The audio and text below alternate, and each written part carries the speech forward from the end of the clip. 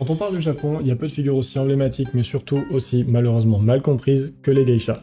Mais on peut en venir à se demander qui sont réellement les geishas.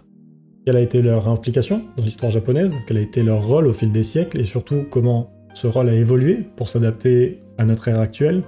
Les artistes emblématiques vêtus de somptueux kimonos incarnent à la fois une tradition riche en art, en élégance et en discipline. Aujourd'hui, je vous emmène dans l'histoire fascinante des geishas. Vous êtes prêts? C'est parti!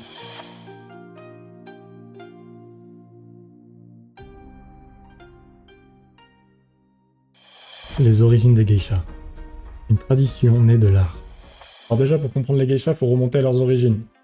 Qui était il n'y a pas si longtemps que ça, malgré le fait qu'on ait l'impression que c'est quelque chose d'antique. Non, c'était au XVIIIe siècle, dans les années 1700. C'est vraiment il n'y a pas si longtemps que ça quand on regarde. Et chose surprenante, les premières geishas étaient en fait des hommes.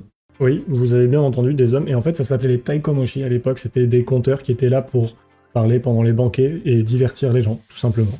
Et c'est en fait qu'au milieu du XVIIIe siècle qu'il y a un switch, et c'est les femmes qui prennent la place des hommes dans ce rôle, et que le terme geisha apparaît concrètement. Geisha qui signifie littéralement personne des arts. Parce qu'en fait, oui, c'est ça le rôle d'une geisha, c'est maîtriser toute forme d'art.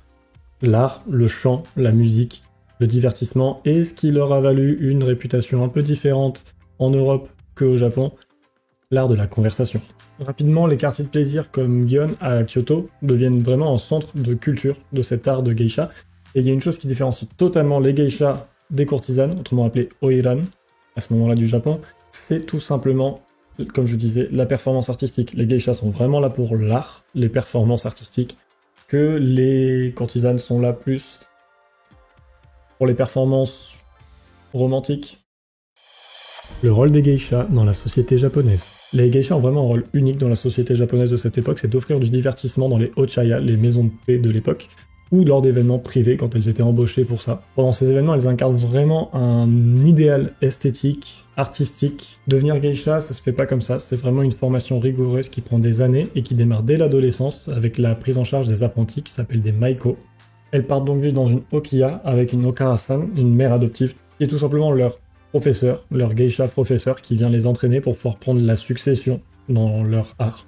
Ils apprennent non seulement à jouer du shamisen, à danser, à chanter, à servir le thé de manière irréprochable et impeccable, elles apprennent l'art de la conversation, forcément, l'atout principal des geishas. Parce que oui, comme je vous dis, c'est vraiment un atout hyper important. La conversation, pour tout vous dire, il y avait des geishas tellement influentes que certains hommes politiques japonais de l'époque préféraient passer du temps avec les geishas qu'avec leurs femmes, leur famille ou d'autres hommes politiques ou diplomates.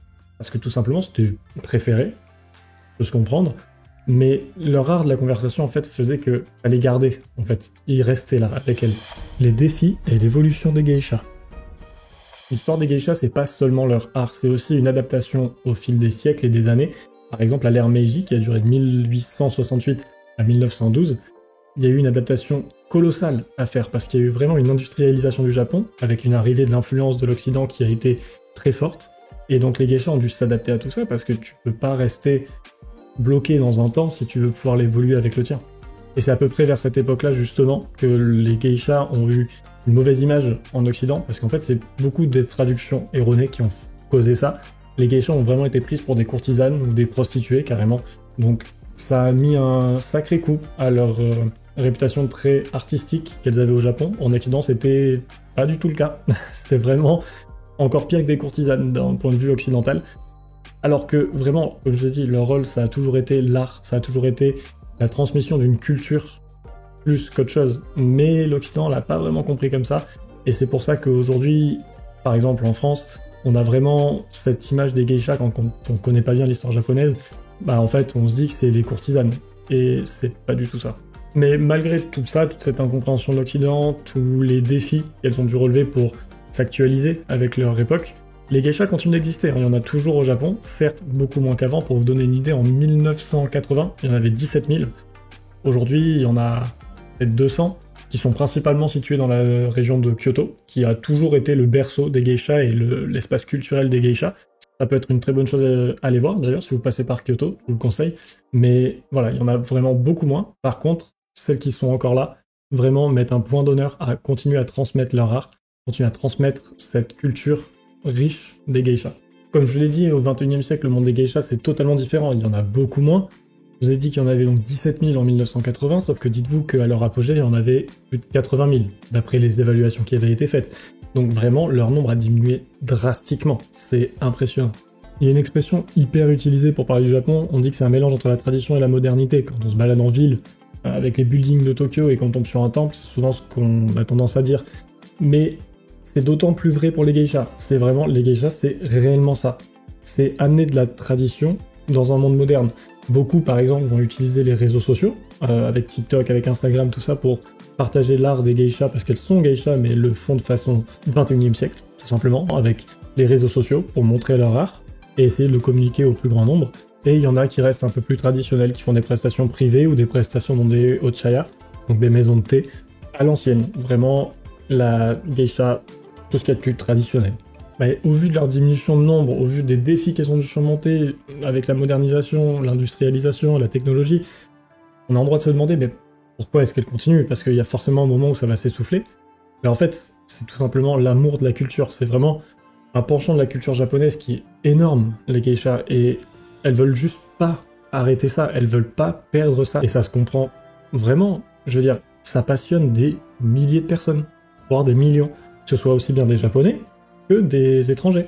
C'est vraiment, il y a des gens qui vont au Japon pour voir les geishas. C'est impressionnant à quel point leur rayonnement est devenu international et surtout, malgré tous les défis qu'elles ont eus, elles continuent d'être là, elles continuent de passionner en fait. Les geishas dans la culture populaire.